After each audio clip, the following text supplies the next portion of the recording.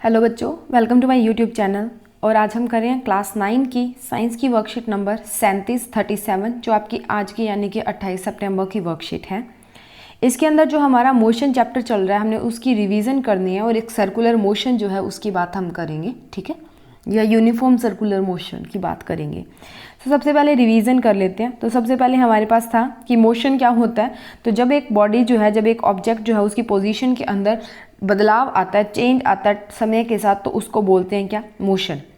जब whenever an object is in motion तो उसकी पोजीशन जो है उसको डिस्क्राइब करने के लिए हमें कुछ फिजिकल क्वांटिटीज़ चाहिए होती है, जैसे distance, displacement, speed, velocity, acceleration etcetera, ठीक है। तो डिस्टेंस क्या होता है, लेंथ ऑफ एक्चुअल पाथ। आपने ए से बी जाना है, आपने एक्चुअल जो भी पाथ, मान लो इस पाथ से आप आए हो, ये आपकी दूरी है, ठीक है, और इसको हम मीटर के अंदर जो है वो मेज़र करते हैं।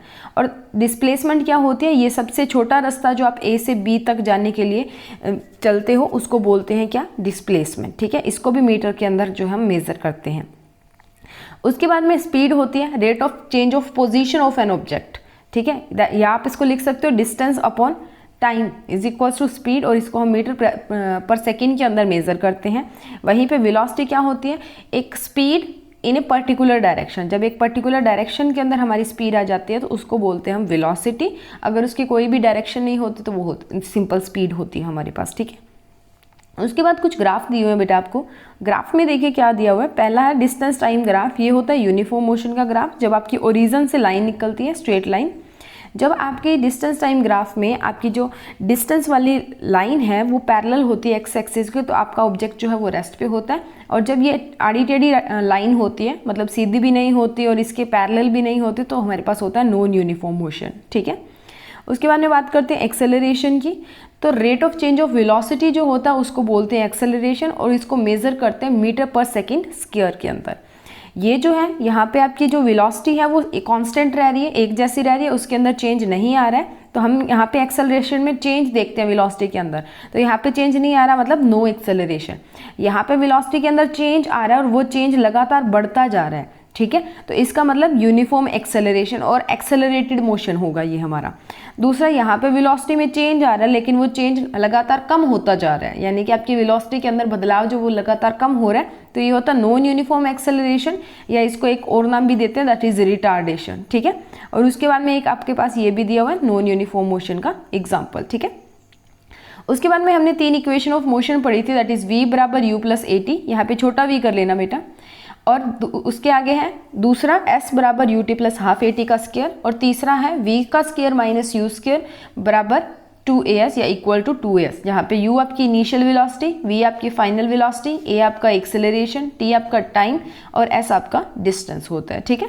उसके अलावा बेटा डिस्टेंस निकालने के लिए हम क्या करते थे, वेलोसिटी टाइम ग्राफ के अंडर का एरिया निकाल लेते थे। पीछे हमने किया था ना, एरिया ऑफ ट्रेपीजियम निकालते थे हम बहुत बार, ये हम बहुत बार करके आ चुके हैं जब भी हमने ये ऊपर वाली इक्वेशंस को ड्राइव करना होता था।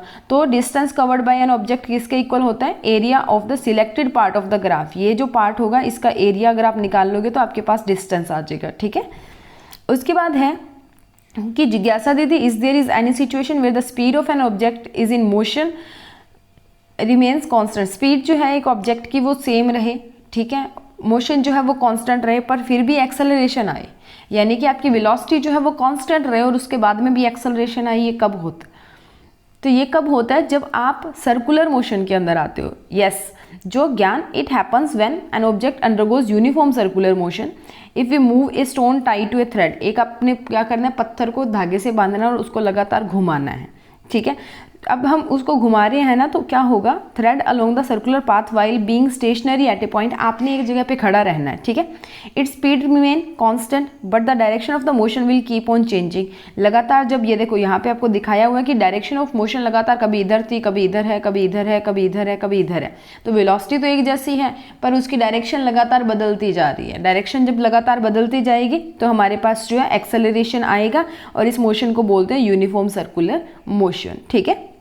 अब एक समान या यूनिफॉर्म सर्कुलर मोशन होता क्या है, when an object moves with a constant speed in a circular path then the motion is called uniform circular motion.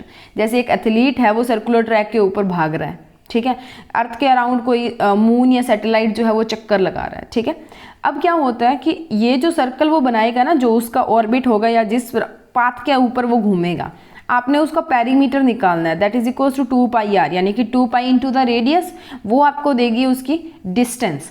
और वेलोसिटी अगर आप निकालोगे तो उस डिस्टेंस को डिवाइड कर देना उस टाइम से, तो आपके पास क्या आ जाएगी वेलोसिटी, और ये आपको दिया हुआ है यहाँ पे। तो डिस्टेंस हमारे पास 2 पाई आर आया था और डिवाइडेड बाय अगर हम टी कर देते हैं तो ये यहाँ पे हमारे पास वेलोसिटी आ जाती है, ठीक है। सो उसके बाद में डिस्कस कर लेते हैं इसके क्वेश्चंस को, मूव करते हैं क्वेश्चंस पे। फर्स्ट क्वेश्चन है बेटा, give a difference between distance and displacement. तो कोई भी एक डिफरेंस लिखना है तो आप लिख सकते हो distance is a scalar quantity, where is a displacement is a vector quantity. Right down 3 equations of motion, तीनों इक्वेशंस ऑफ मोशन लिखनी है। तो v is equals to u plus a t, s बराबर u t plus half a t square, and v square is equals to u square plus 2as, ठीक है। उसके बाद में give examples of uniform circular motion. तो पहला है revolving of earth around the sun, ठीक है, revolution of moon around the earth and athlete running on a circular track, ठीक है। तो 3 एग्जांपल्स होगी बेटा। Next question number 4, find the speed of an athlete who completes 1 lap of circular track. कोई भी एक एथलीट है वो सर्कुलर ट्रैक पे भाग रहा है, वो एक चक्कर उसका पूरा करता है और इस सर्कुलर ट्रैक का रेडियस आपको दिया हुआ है 100 मीटर, और एक चक्कर वो 1 मिनट में पूरा करता है। तो radius of the given track 100 meter r के बराबर आ गया। Time taken by athlete to cover 1 round of the track, एक राउंड निकालने में 1 मिनट लेता है, मिनट को सेकंड में करोगे तो 1 मिनट में 60 सेकंड होते हैं। अब डिस्टेंस निकालेंगे, that is equal to 2 pi r. Distance क्या होता है बेटा, इसका पेरीमीटर, जिस भी सर्कल के अंदर वो घूम रहा है उसका पेरीमीटर निकाल लो, and that perimeter is equal to circumference भी कह सकते हो, ठीक है। सो इसको हम बोलते हैं 2 पाई आर। ये हो गया हमारे पास। तो यहाँ पे हमने किया 2 इंटू 3.14 इंटू 100, ठीक है। सो ये हो गया हमारे पास 2 इंटू 314, इसको मल्टीप्लाई किया, हमारे पास आ गया 628 मीटर पर सेकेंड, ठीक है।